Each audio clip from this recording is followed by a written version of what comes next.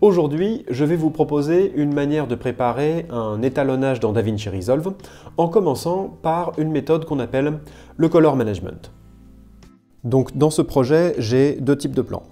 J'ai des images tournées en log avec un boîtier Panasonic et des images tournées avec un vieux 5D Mark II, donc pas en log mais en Rec 709 avec un profil colorimétrique neutre, donc avec peu de contraste et peu de saturation.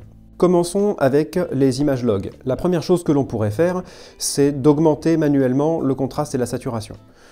Mais ce serait une manière un peu hasardeuse, potentiellement peu esthétique et qui risquerait de prendre du temps. Donc une autre manière pourrait être de lui appliquer sa lutte correspondante. Cette méthode a l'avantage de retrouver le rendu que l'on avait dans son moniteur au moment du tournage, mais elle ne nous permet pas d'avoir accès aux fonctions dites Color Space Aware, comme par exemple l'exposition ou d'une manière générale, de pouvoir contenir l'ensemble des couleurs du log, pour préserver les hautes lumières par exemple. Donc la méthode que je vous propose, c'est d'accéder aux réglages du projet et d'aller dans Color Management. Ici, on va aller dans DaVinci Color Managed, décocher Automatic Color Management et choisir DaVinci White Gamut Intermediate. Restons-en là pour l'instant, nous rentrerons dans le détail plus tard. Donc on voit pour l'instant que rien n'a changé, les images sont les mêmes. Nous allons déjà sélectionner les images log et choisir l'espace de couleur qui leur correspond. Ici, le Panasonic V-Log. Donc là, instantanément, tous les plans ont retrouvé une couleur beaucoup plus agréable et naturelle.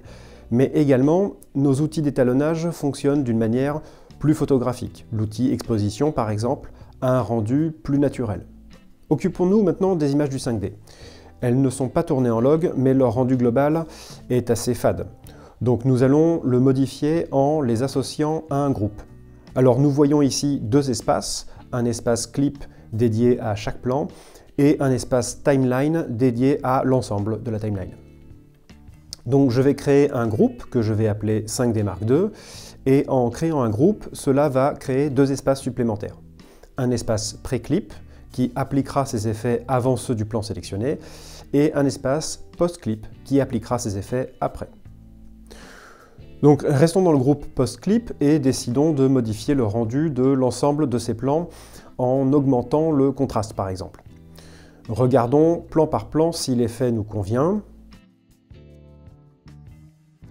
Et s'il est un peu fort par exemple, on peut choisir de revenir un peu en arrière si on veut. Alors revenons un instant dans nos réglages de Color Management et regardons plus en détail comment tout cela fonctionne. Donc notre Input Color Space, c'est l'espace de couleur de notre caméra. Nous pouvons le sélectionner ici si nous n'en avons qu'une seule, mais ce n'est pas grave si vous ne le faites pas puisque vous pouvez le sélectionner après, directement en cliquant droit sur les plans comme nous l'avons fait tout à l'heure. Notre Timeline Color Space, c'est l'espace de couleur de notre plan de travail, de nos outils d'étalonnage.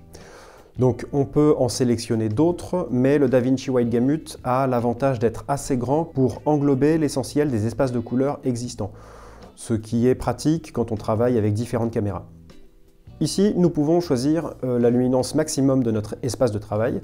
Moi, je vous conseille de le mettre au maximum pour éviter d'écrêter les hautes lumières, mais vous pouvez faire des tests par vous-même. Ici, ces trois fonctions-là, on ne va pas s'en occuper aujourd'hui, vous pouvez les laisser telles quelles. Ce que l'on va regarder pour finir, c'est l'Output Color Space, c'est-à-dire l'espace de couleur de votre écran. Laissez le gamut de votre écran en Rec 709. Si vous êtes dans un environnement lumineux, un gamma 2.2 sera peut-être préférable. Dans un environnement peu éclairé, comme une salle d'étalonnage, on privilégiera un gamma 2.4. Mais si vous faites des vidéos pour YouTube, choisissez le Rec 709A. En fonction des logiciels ou des plateformes de diffusion, le gamma peut être interprété différemment. Sur YouTube par exemple, vos vidéos paraîtront moins contrastées si vous ne choisissez pas cette option. Voilà, j'espère que cette vidéo vous aura été utile. Au fur et à mesure des vidéos, nous rentrerons de plus en plus dans le détail. En attendant, si vous avez des questions, comme d'habitude, n'hésitez pas à commenter.